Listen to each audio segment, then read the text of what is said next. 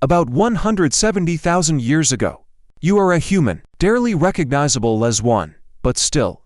You wake up, stretch, and survey the African savanna. At absolutely no point do you wonder what would truly complete your morning. Tense, and yet, here we are. Billions of us every single day pulling on pants, or skirts, or whatever you call that outfit.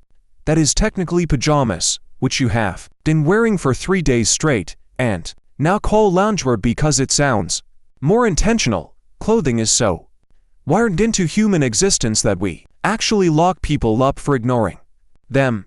Think about that a second. The government will step in if you are too naked. We built whole legal systems around the basic demand of please put some clothes on. We outlaw public nudity. As a species, that is our reality. But why? When did this even start? And why did we bother doing it when nearly every other animal on this planet skipped it? Dogs do not wear outfits. Wolves never bother either. The elephant, which is arguably smarter than half the people you went to high school with, has never thought, I need a jacket today. The short answer is we do not know when it happened, but the long version is much more fascinating and bizarre, and it involves parasites like lice, which, spoiler, are not quite as gross as they sound. Actually, they are exactly as disgusting as that. But stick with me, because this Bub story is truly one of the most shocking mysteries in all of evolutionary detective work in modern science. Let's take it back to the start. The Great Naked Ape Mystery, something nobody really ever talks about enough. We are basically the only large mammals on Earth who are almost hairless. Seriously, stop and think about that from an evolutionary standpoint. Gorillas, covered. Chimpanzees, covered. Bears, lions, wolves, horses, and elephants, hippos, all of them across wildly different habitats and harsh climates are walking around in heavy coats. And then there is us, standing right in the middle of all this biodiversity, looking smooth, a little patchy, weirdly pink in some spots, rocking an evolutionary look that screams, I used to have fur, but I made other choices. Researchers actually have theories for why we shed our thick fur back then. The most popular one is the body temperature argument, basically, as our early ancestors traded forests for open grasslands and began running long distances to hunt, sporting a thick coat became a major liability. You would overheat and slow down. Your internal temperature would spike, and you would collapse before ever catching whatever you were hunting.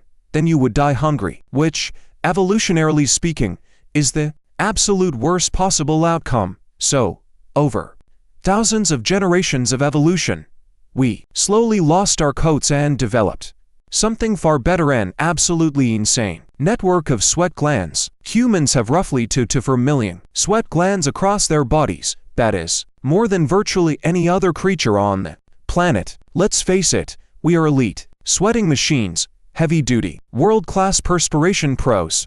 If sweating was an Olympic sport, we would take gold easily. Now, that is great in July, but it is way worse when it is 40 below zero, just trying to survive. In ancient Asia with nothing but your wits and a sharp stone, that is where clothing enters, but keeping warm was likely not the main goal. Honestly, here is the common theory. Early humans left Africa, hit colder environments, froze, and bundled up in heavy animal furs. Mystery solved, neat, tidy, and logical. A 5-year-old could trace it, except the timeline does not quite fit, and once you spot that, this neat tale starts to unravel. Genetic clues, which we will get to in 30 seconds, suggests that early humans adopted clothing around 100 to 170,000 years ago. But the catch is, modern humans did not actually start leaving Africa in massive waves until about 70,000 years back.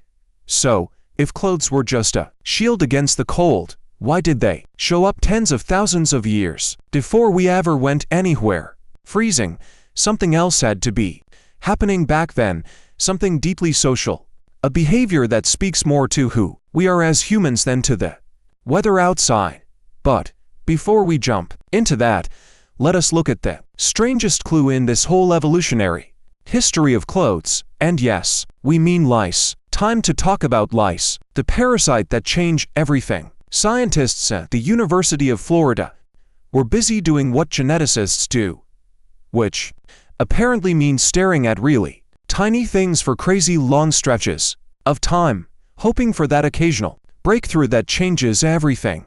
Well, they decided to map the evolution history of human lice. Now, here is the key biological detail you really need to get. Humans deal with two main types, head lice and body lice. Head lice hang out in hair, but body lice actually live in clothes, hiding in the seams, folds, and fabric. They are genetically completely different, and body lice branched off from head lice at a specific point in history. Why does this matter so much? Body lice can only survive if we wear garments to live in. They cannot survive on naked human skin. They need fabric. They need the cozy shelter and warmth our outfits provide. So, the moment body lice split away from head lice, that exact moment of separation is basically the exact time when ancient humans started wearing clothes regularly enough to create a brand new habitat for a new parasite. Once scientists ran the numbers, they discovered that body lice split from head somewhere between 83,000 and 170,000 years ago. Just let that sink in. A tiny parasite, easily one of the most hated tests in human history, the thing that triggers mass panic in grade schools and ruin summer camps, actually saved the very first proof of human fashion. Honestly, body lice knew we started wearing clothes before we did. They were right there, adapting to us. They moved right in. That is either beautiful or deeply, deeply terrifying. Maybe both at once. Definitely both. So, why did we even start wearing clothes? First, okay, so we now know that early garments came way before our ancestors left Africa by a huge margin, which means staying warm was definitely not the main trigger. So, what was? Theory number one: simple bodily protection, not against cold, but from harsh sunlight, biting bugs, thorny bushes, and general scratches. Imagine spending your entire day walking through thick brush and thorny scrublands, hunting wildlife over rough, rocky terrain. A simple hide wrap or a basic loincloth offers a highly effective barrier between your bare skin and things that want to sting, scratch, or burn you. It is not fancy, it is not deeply intellectual, but it definitely kept our ancient ancestors way more comfortable back then and stopped nasty infections from tiny cuts or scrapes. Sometimes, the most basic explanation is the right one. But theory number two is where things get really fascinating. Namely, social signaling. At our core, humans are incredibly social creatures. We are deeply obsessed with social hierarchy in a way that goes completely bone deep. We are constantly, compulsively sharing exactly who we are, which tribe we belong to, what status we hold, whether you should be afraid of us or attracted to us or respectful towards us. We show this through our posture, our expressions, voices, and hairstyles, even our tattoos, and maybe right from the start, what we throw over our shoulders. Turns out, our early ancestors were tainting their skin with red ochre nearly 200,000 years ago, long before they even wore clothes. This means the urge to accessorize and send a clear visual signal about who you are to others actually came before actual clothing. We painted ourselves long before we started dressing up.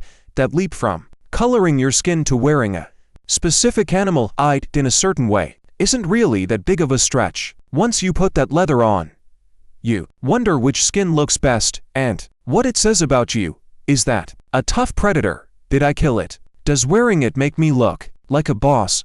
Welcome to the first fashion trend, the buyers, a tiny band of early humans on the plains, arguing over who gets the flashy leopard skin.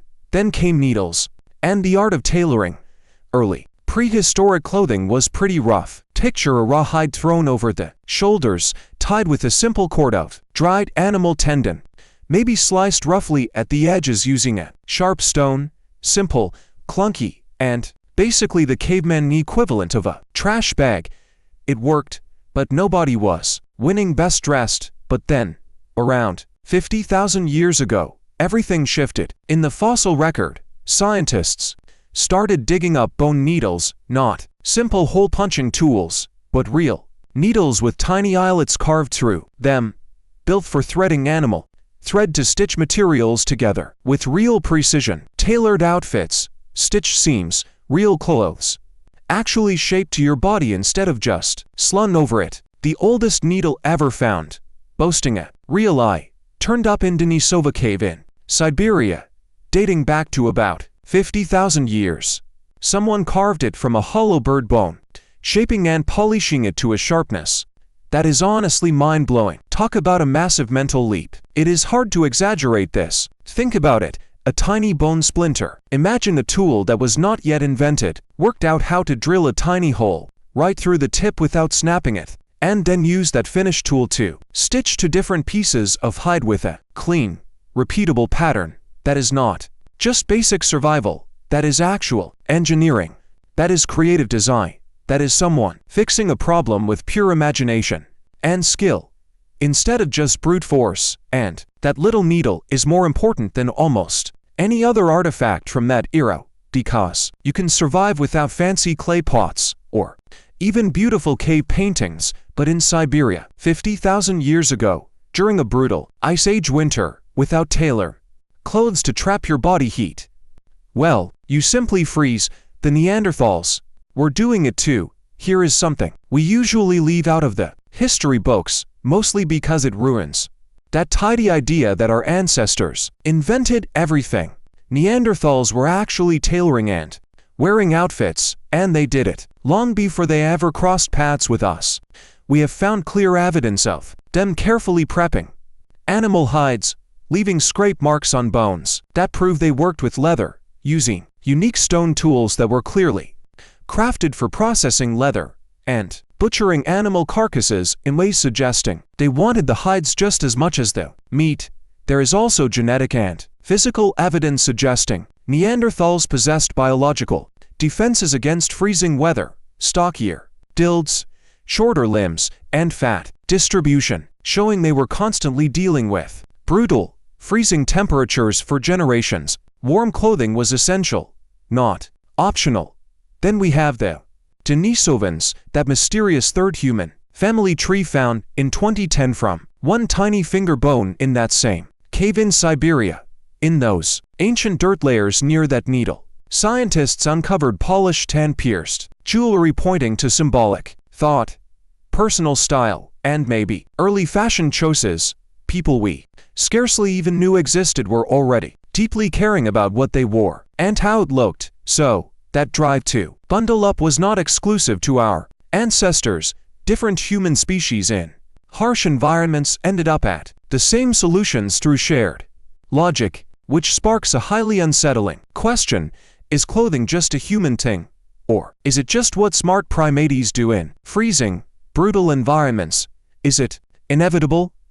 Would any smart enough species, cold enough and social enough, eventually realize that wrapping up in warm layers is simply obvious? We cannot say that this common pattern across species is impossible to ignore.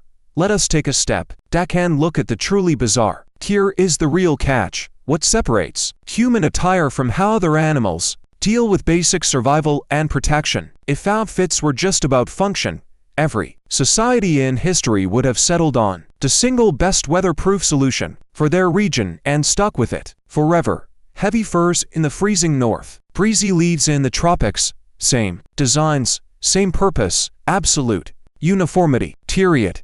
But that is absolutely not what happened.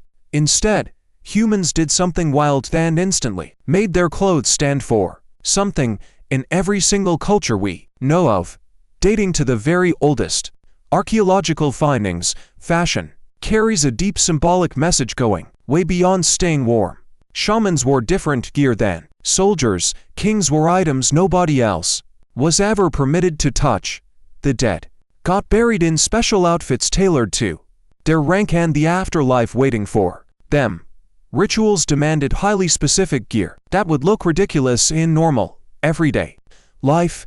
Even the oldest textile fragments ever dug up weren't just scraps of woven cloth, they were stained with bright dyes. Some caveman, tens of thousands of years ago, stared at a perfectly useful piece of warm cloth and thought, "This needs to be bright red," not to keep themselves any warmer, but to send a clear message, to say something else entirely. This is the weird truth about why we wear clothes. It is our silent language. We use it to build and show off who we are, to say, "I belong to this tribe, I am important, I am grieving, I am parting, I am dangerous, I am single, I am holy. This is me." No other animal does this. Sure, peacocks show off, cuttlefish shift colors, but they aren't choosing how to communicate based on social context, cultural backgrounds, or personal identities. That is purely human, and it began, as far as we know, in Africa, between 1 and 200,000 years ago, when some early ancestor grabbed a chunk of red ochre, painted their skin, and felt a sudden shift inside about their place in the tribe compared to others. Even if warmth wasn't the main reason, keeping warm became vital very quickly, and around 100,000 years back, our planet entered a series of brutal ice ages. Global temperatures plummeted, ice sheets expanded massively, huge parts of Africa dried up completely, crucial food supplies vanished, the human population may have crashed down to just about 10 and 30,000 individuals at our lowest point. We almost went extinct. We came shockingly close to just not existing anymore as a species before we even gotten started properly. For those survivors, and especially for the tribes that eventually migrated north into Europe and east into Central Asia over the next few millennia, clothing was no longer a social signal or a simple comfort. It was the thin line between life and death.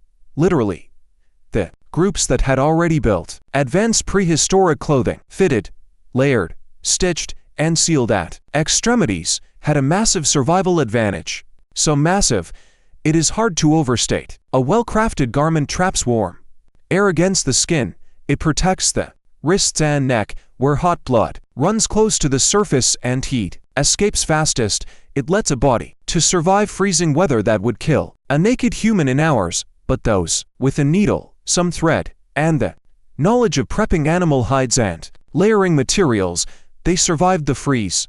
They had kids. Those children picked up the same skills, which were passed down over the generations. That is the main reason modern humans conquer every single continent on Earth. We did not just adapt to fit our environment, we built a second skin and wore it everywhere we went. There is a major shift in clothing history that we usually gloss over because it lacks a single dramatic breakthrough moment. This was the move from animal skins to woven plant fibers. Animal skins are warm, tough, and waterproof, but they are heavy, stiff, hard to wash, and you must slay an animal to get them. That is a massive hassle. At some point, humans began using wild plant fibers, spinning them into threads, twisting cords, and eventually weaving actual fabric.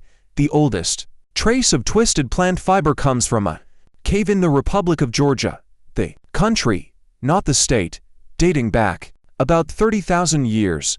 Crucially, those fibers were dyed in several colors, already artistic, already meaningful, and communicating identity beyond simple utility. By the dawn of the Neolithic agricultural revolution, around 10,000 BC, textile making had become a crucial pillar of human civilization. Flax was grown for linen, wool from farm sheep, and eventually cotton, silk, and the incredible variety of textiles that global cultures developed completely on their own. And with cloth came something truly a total revolution: the wardrobe. It offered specialized gear for different situations, thick heavy cloaks for winter, breezy summer wraps, specific outfits for rituals, daily work, high status, or grieving. Fashion became a system of expression, not just simple survival. And the early fabric business, long before modern factories even existed, was a massive powerhouse, one of the biggest moneymakers in history. We built massive trade routes. Around it, ancient empires were literally funded by cloth. Wars started over getting those raw fabrics. Silk alone completely redder the map of half the globe. Think about that. A freezing, hairless ape with handy fingers, sewing with a bone needle. Why did we actually start dressing up? The truth is, it was everything at once. Biology, weather shifts, peer pressure, and culture, and complex social needs. It all started out pretty simple. Basic protection, just a barrier between skin and sharp thorns, blazing sun, or bugs. But it quickly became a giant social billboard, telling the world exactly who you are in a world full of other people constantly judging your look. Then, real survival mode kicked in when the Ice Age hit and humanity migrated. It transformed into art, big business, a visual language, and personal identity as we became more civilized. The crazy part is not that we started dressing up. Honestly, being social, image-obsessed, and freezing half the time, it was bound to happen. You do it. Right now, look at your clothes. You made a very conscious choice about what to wear this morning, and those choices say a lot about your identity, your mood, and what tribe you belong to, or the image you want to show the world. You are doing the exact same thing as that person on the African savannah, wrapped in animal skins, trying to signal something important about themselves to the crowd around the same fire. 150,000 years of history. And what connects you to them directly, without any break, is the simple fact that you got dressed today. That is not a small thing. It is the entire story. We get cold, we get creative, get dressed, and then we spend the rest of our days complaining that we have absolutely nothing to wear. Some things truly never change. And what about you? Would you go back in time and live completely naked? Let me know in the comments. Until next time. See you soon.